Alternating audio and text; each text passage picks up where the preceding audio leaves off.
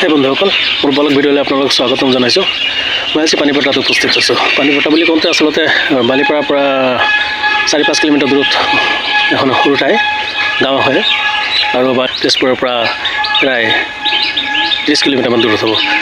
বলক মই আজি পানীপটাত ডাঙৰ পুখুৰী আছে। ইয়াৰ আগৰ ভিডিঅ'ত মই আপোনালোকক পুখুৰীটোৰ দেখুৱাইছিলোঁ, যদিও সিমানখিনি দেখুওৱা নাই। আজি মই আপোনালোকক ভালকৈ দেখুৱাম, আপোনালোকে ভিডিঅ'টো চাই থাকিব। বলকচোন যাওঁ।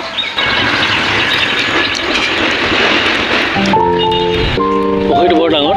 আচলতে পুখুৰীটো কোনে কেতিয়া বনাইছিল সেই বিষয়ে তেনে কোনো তথ্য মোৰ হাতত নাই।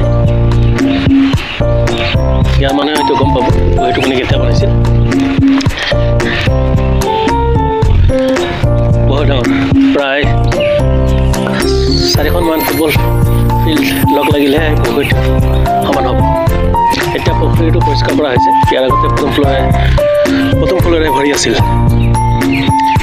ভাবিছে আপোনালোকে পুখুৰীটো বাউণ্ডেৰী কিমান বিশাল। পুখুৰীটো কিমান দূৰ আচলতে কোনো নাজানে।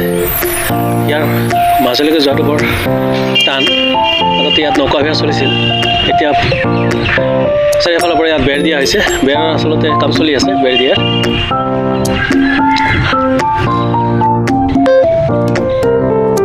পুখুৰীটো কিমান ডাঙৰ?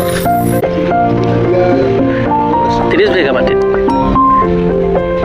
মই মানে এই বিষয়ে ইয়াত সুধিছিলোঁ ইয়াৰ আগতে, পুখুৰীটো আচলতে কেতিয়া বনাইছিল, কোনে বনাইছিল আপুনি নাজানে। মই তেনেকৈ কোনো তথ্য পোৱা নাই।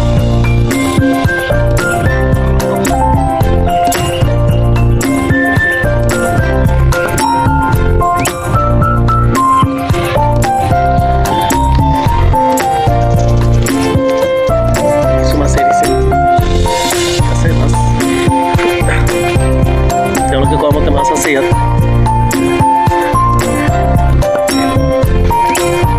পুখুৰীটো চাৰিওফালৰ পৰা খোজকাঢ়ি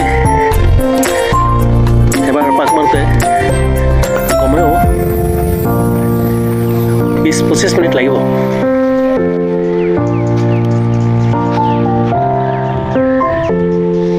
ইয়াত যিখিনি মানুহ আছে, মানুহখিনি ইয়াৰ বিষয়ে নাজানে, এই পুখুৰীটো কেতিয়া কোনে স্থাপন কৰিছিল।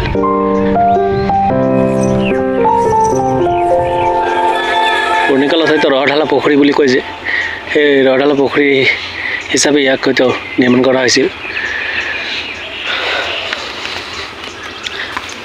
বন্ধুসকল, আজিৰ ভিডিঅ'টো মানে আগলৈ পাই থাকিবলৈ ছাবস্ক্ৰাইব কৰি ল'ব আৰু লাইক আৰু কমেণ্টছ কৰিবলৈ নাপাহৰিব।